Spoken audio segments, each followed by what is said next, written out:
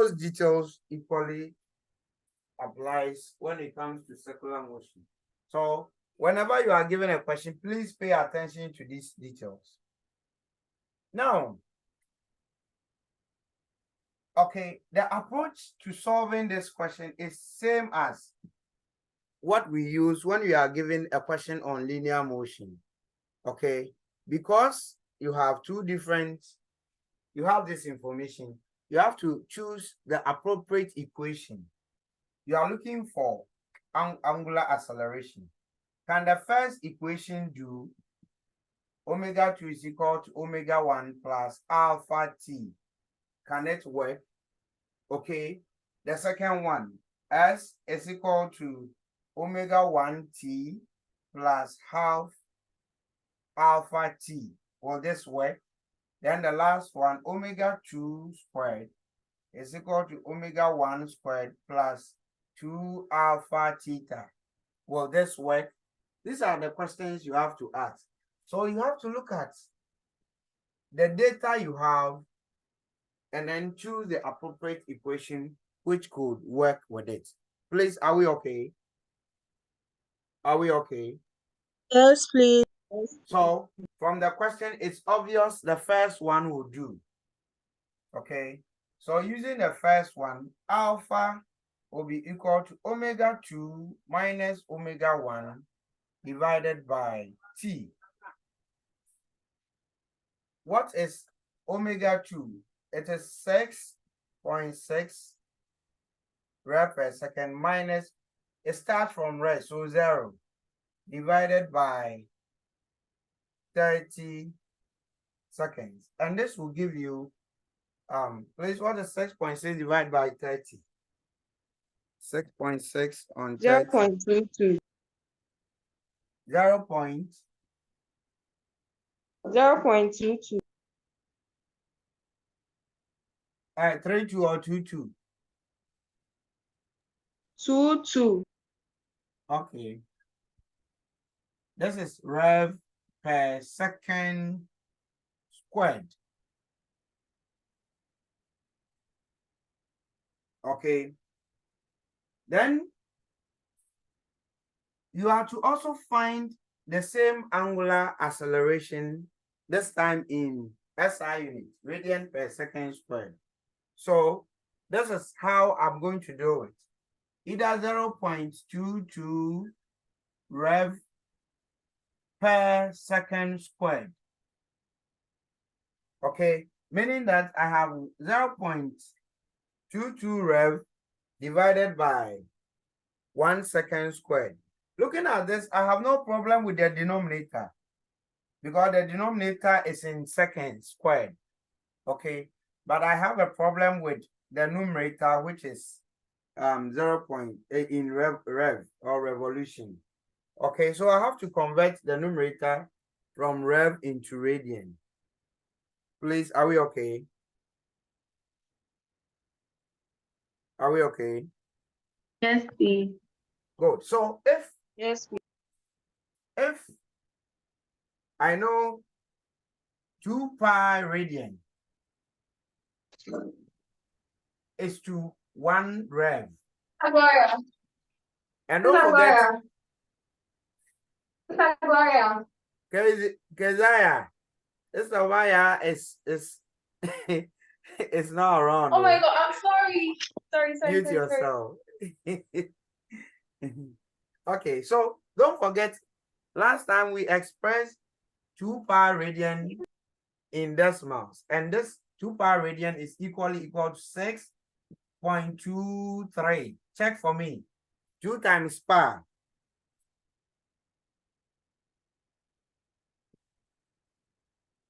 What is 2 times pi? Is it 6.28? Yes, please. Okay, so if one rev is equal to or is to 6.28 radian, then what will be 0.22 rev? Will it be more or less? Will it be more or less?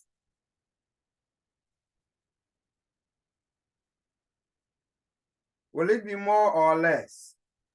It will be less. If less, more divide, right? So this will be equal to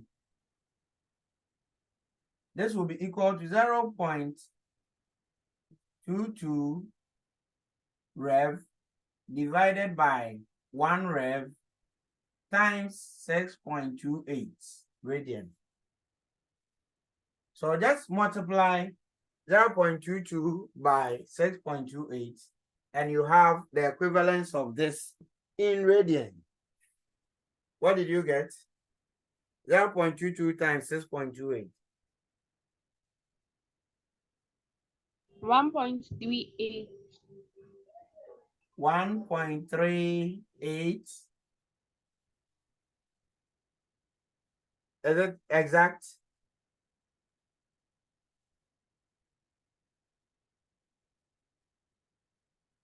Okay, so you see, what we've done here is that we've converted the numerator into radian. So this is equal to 1.38 radian per second squared.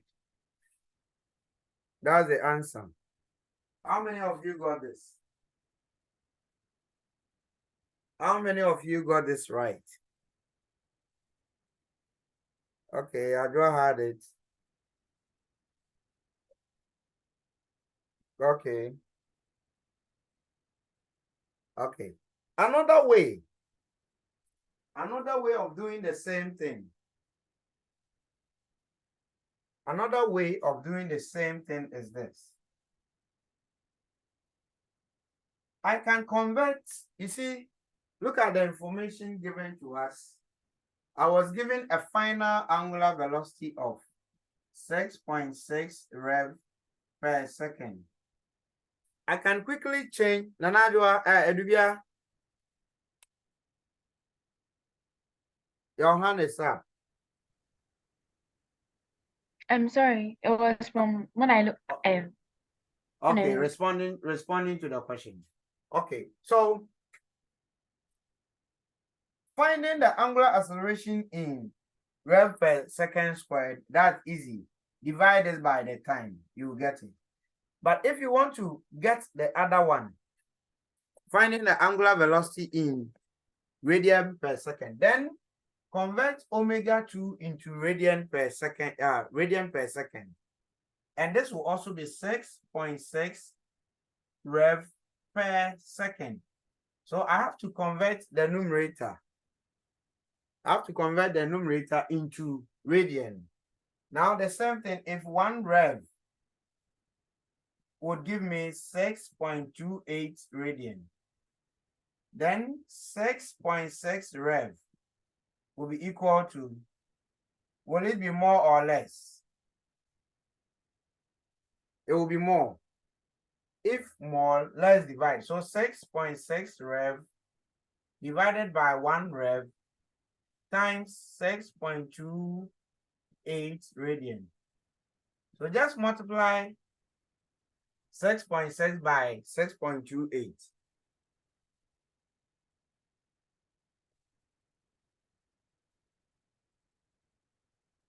Yes, what did you get? When you multiply 6.6 by 6.28. 41.448. 41.448 radian. Okay. So if this is it, then angular acceleration, which will be omega 2 minus omega 1 over t. Omega 2, this is it, 41.448.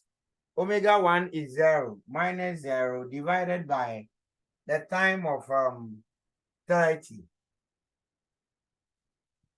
So divide 41.448 by 30. And that would be 1.38. 1.38 radian per second squared. Same as what we've had. So that's another Another beautiful way of doing the same thing. Are we okay? Yes, please. Any question? No question. Julia, please, can I see the top there? The what we have at the Like top, the top. Yeah. I hope it's fine. Yes, please.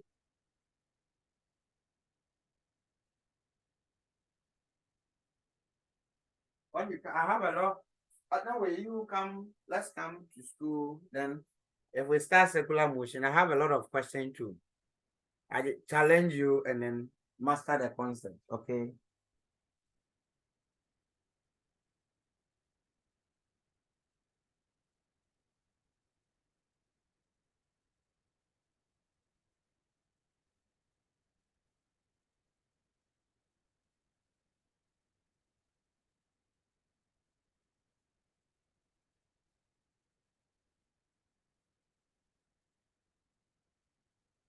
Can we continue?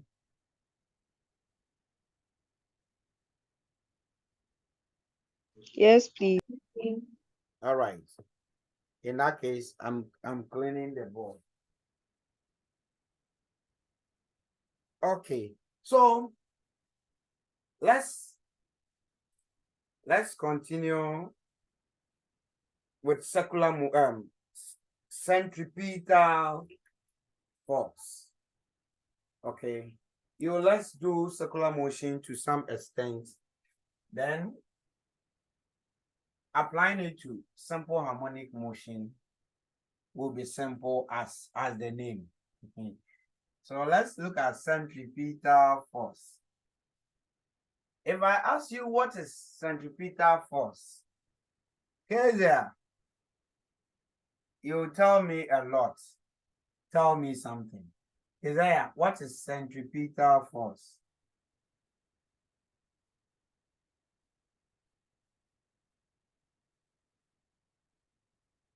Oh, Kezia, are you there? What is centripetal force? Um, Please, I think centrifugal force is the force which keeps a body in a circular motion. Where is it from?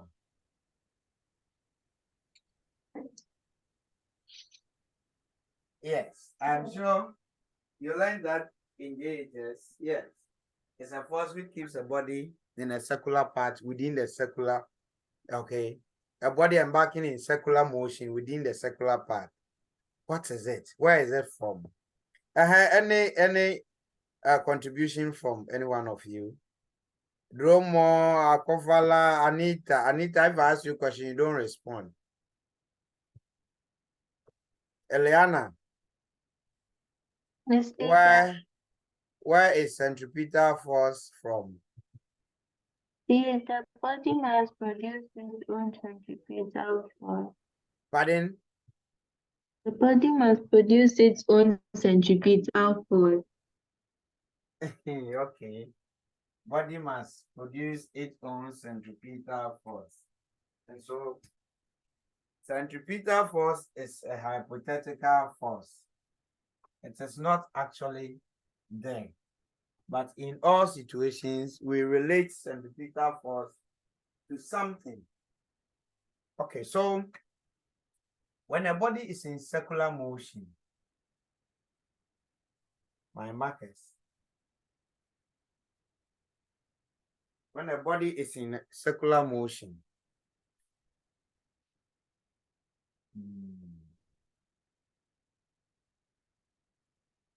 Ella upon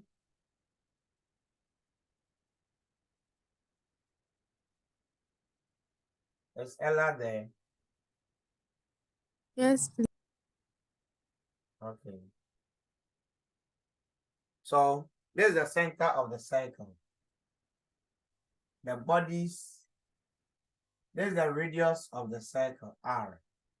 Initial position of the body at A. Now, it moves from A to B A to B.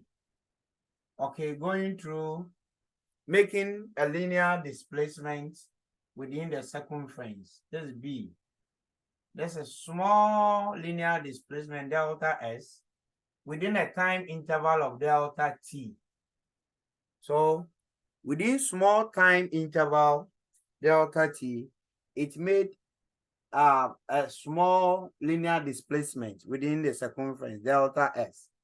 And this new position, okay, can be related to the angle at the center. Don't forget S is directly proportional to theta.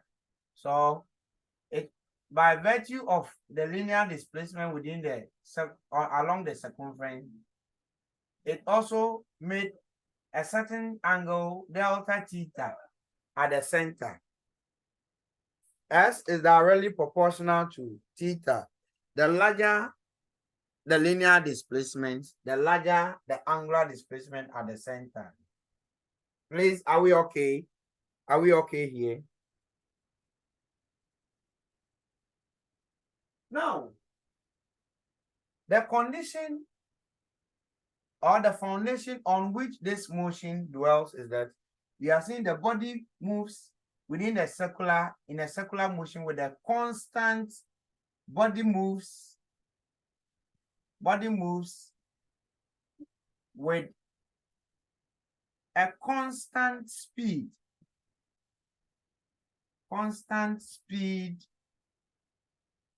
v, uniform circular motion. But something funny is happening, and that is when the body is in circular motion, at every time the body's direction is changing. When the body is here, this is the direction. The direction is here. If the body moves from here and comes here, this is its direction. Oh, let me draw it to you. When the body gets here, its direction is here. When the body gets here, its direction is here.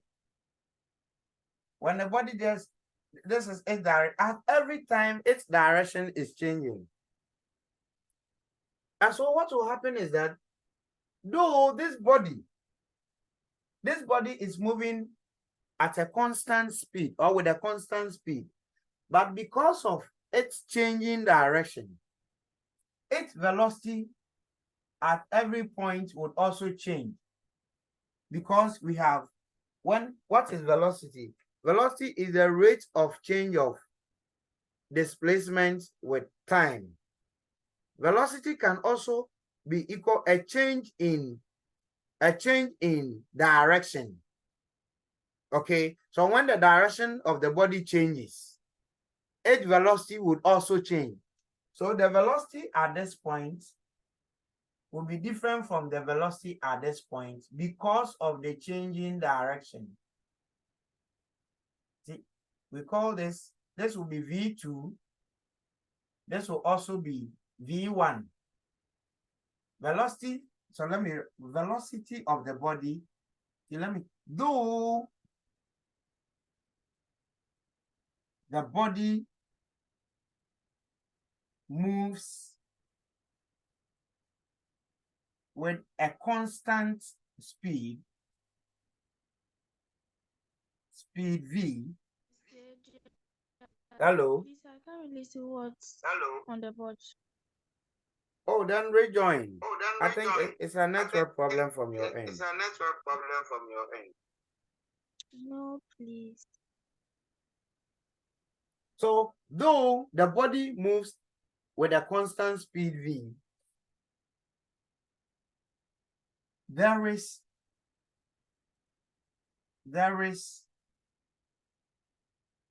a change in its velocity as a result of the changing direction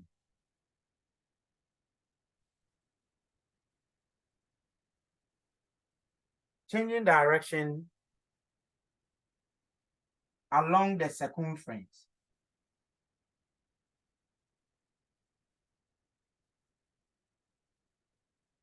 And so the velocity at A will be different from the velocity at B. When we consider C, the velocity at C would also be different because at any time, the velocity of the body is changing.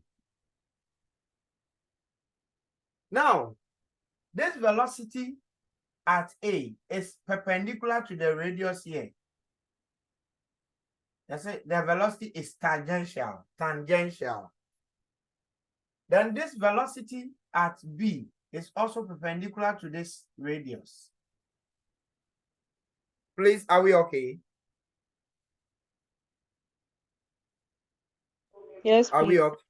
So because its direction is changing, the velocity at A and B would also change.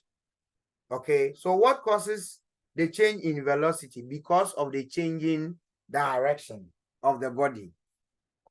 Okay, now let's draw something. If we draw this small triangle within, okay, we have this triangle, we have this one, this is delta theta. Okay, the body makes a certain angular displacement within a small time theta, delta t.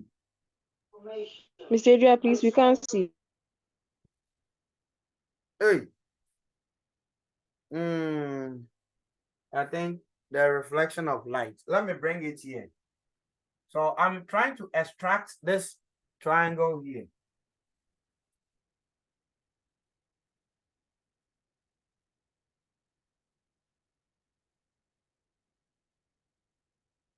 This is delta S. This is radius. This is another radius.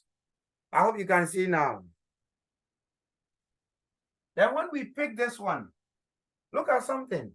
Once this velocity V1 is perpendicular to this, to the radius, and velocity V2 is also perpendicular to the radius, by geometry, when you take geometry, you realize that then this angle over here between the two velocities is also the same as what is here.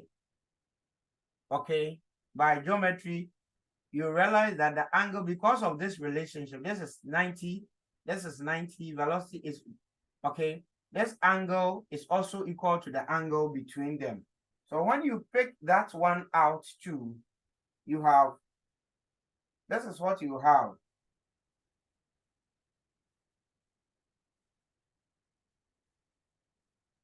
This is V1.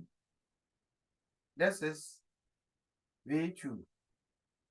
And so if this is V1 and this is delta, this angle here is equal to what is here. So this is also delta theta.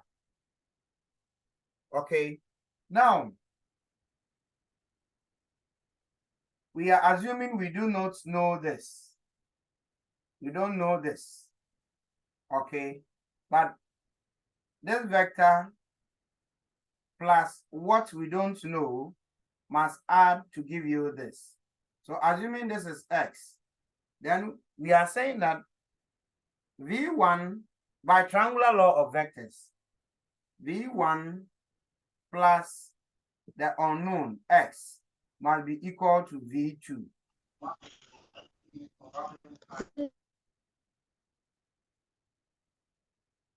Okay. By triangular law of vectors, V1 plus this unknown must give you this. Now let's make the unknown the subject, x the subject. X will be equal to V2 minus V1. And once we have V2 minus V1, it means x is the change in velocity between V2 and V1. So delta V is equal to V2 minus V1. So we change this to delta V. This is the change in velocity between V2 and V1. Please, are we fine? No, please. We are looking at, I extracted this part. V1 is here.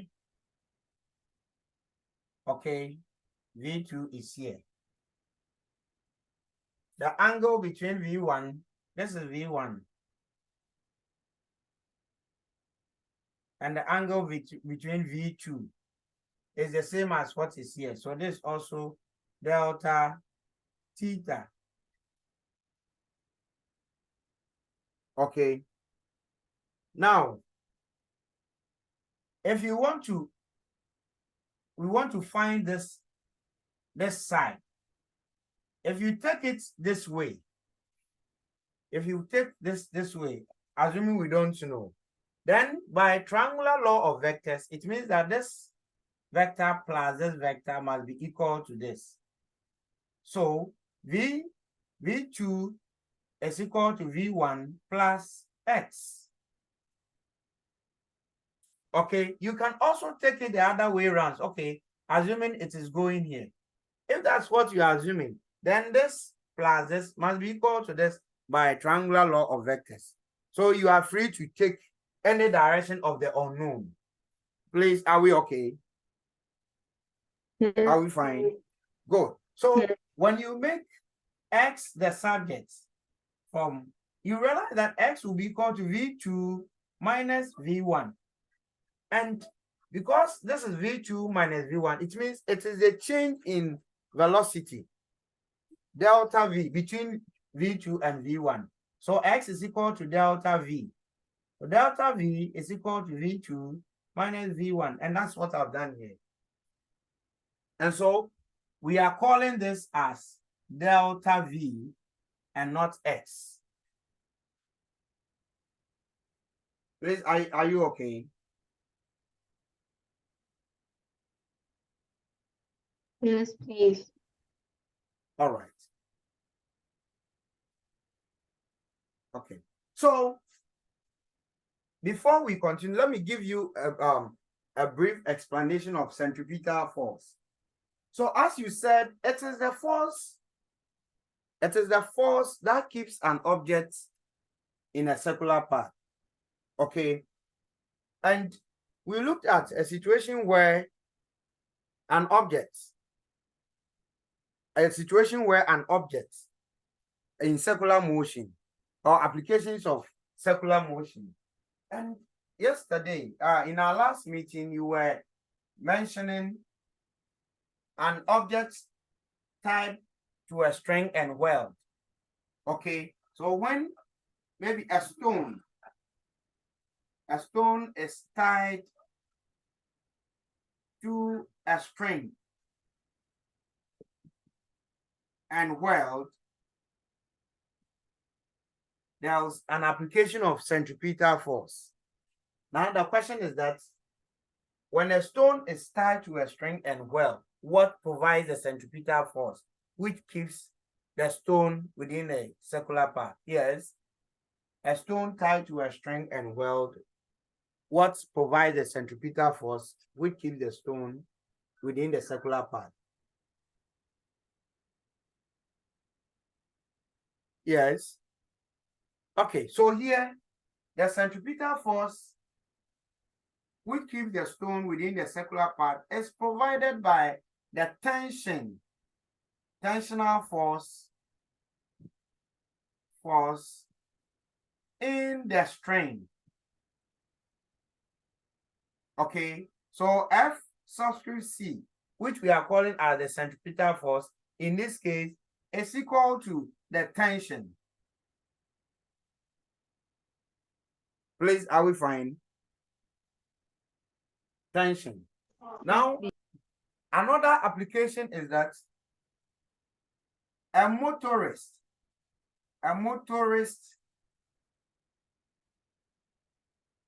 negotiating a bend or curve,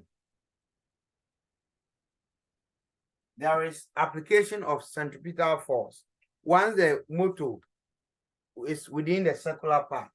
So in this case as well, what provides the centripetal force? Yes, if a motorist is negotiating a bend, what is responsible for providing the centripetal force which keeps the car within the circular path? Yes.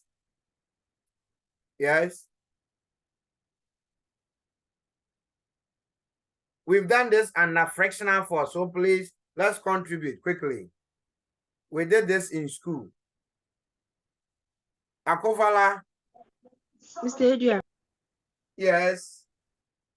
I think it's the frictional force between the tires and the road. I Exactly. don't know. Exactly. So here the centripetal force is provided by the frictional force between the road and then the tire. And this is mu times the reactional force. And this is mu mg. Okay. Now, another application of centripetal force is when a planet orbits the planet orbiting the sun. The planet orbiting the sun. What provides the centripetal force? Fc.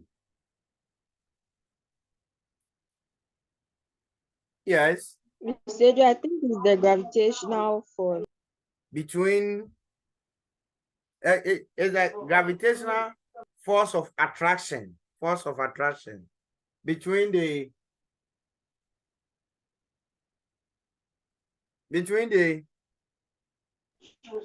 Planet and the sun. exactly. And you see, how do we determine this gravitational force of attraction? By Newton's law of universal attraction. Every two objects are attracted, okay, to one another. And then the force of attraction between them is directly proportional to the product of their masses. So F is proportional to the product of their masses. So M of the sun, M of the earth, and inversely proportional to the distance between them, or the separation. So inversely proportional to the square of the distance or of their separation. So R squared. So if this is, let me put something into, if the earth is here and then the sun is in the middle. So mass of earth, mass of sun, the distance between the earth and the sun is R. Newton is saying that the force of attraction between the mass, the sun, and then the earth is directly proportional to the product of the two masses and inversely proportional to the distance between them, R squared. Okay, so this is equal to a constant of proportionality times ms me divided by R squared. And this constant of proportionality is what we call as Newton's universal constant or gravitational constant, capital G. Okay, so here the centripetal force which keeps the body within the circular path is provided by the force of attraction, which is G M of the sun, M of the earth, divided by the square of their separation. Please, are we okay?